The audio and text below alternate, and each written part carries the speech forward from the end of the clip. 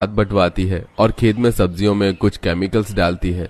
देखते ही देखते रात हो जाती है और क्योंकि सुमन खेत में अकेली सो रही होती है इसलिए आशा भी उसके पास आ जाती है और दोनों सास बहू खेत में खाट पर आराम से सोने लगती है। तो वहीं रात के अंधेरे में जब पानी पीने के लिए सिमरन उठती है तो एसी का पानी फर्श पर गिरे होने की वजह से उसका पैर फिसल जाता है और उसे काफी चोट लग जाती है। हे राम, मेरी तो कमर ही टूट गई। अरे क्या हो गया, तुम गिर कैसे गई? दिखाई नहीं दे रहा, एसी का पाइप कमरे के बाहर लगा है और सारा पानी इस बाल्टी में भरना पड़ता है। कब बाल्टी भर जाती है पता ही नहीं चलता। फर्श पर पानी गिरे होने की वजह से मेरा पैर फिसल गया। तुम्हारे 4 एसी ना हो गए, जी का जंजाल बन गया। इससे तो बढ़िया मेरी गवार भाभी है। अब सुनाते रहोगे या उठाओगे भी? इस तरह दिवाकर सिमरन को एसी के लिए सुनाने लगता है और सिमरन मुंह बनाकर कमरे में जाती है।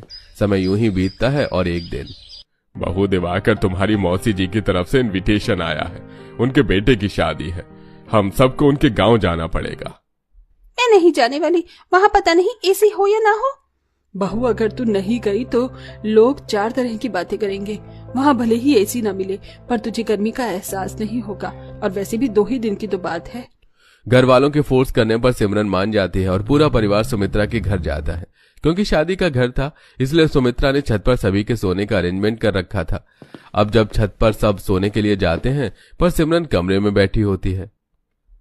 अरे तुम कमरे में क्यों बैठी हो? छत पर चलो, अगल बगल में खेत है, ठंडी ठंडी हवा लगेगी। देखो 2 दिन प्राकृतिक हवा खाओगी तो एसी की हवा अपने आप भूल जाओगी। हवा का तो पता नहीं पर मच्छर जरूर खा जाएंगे मुझे। आपको क्या? आपको तो खेत में रहने और सोने की आदत है, पर मुझे तो एसी की आदत है, इसलिए मैं यहाँ आना नहीं चाहती थी।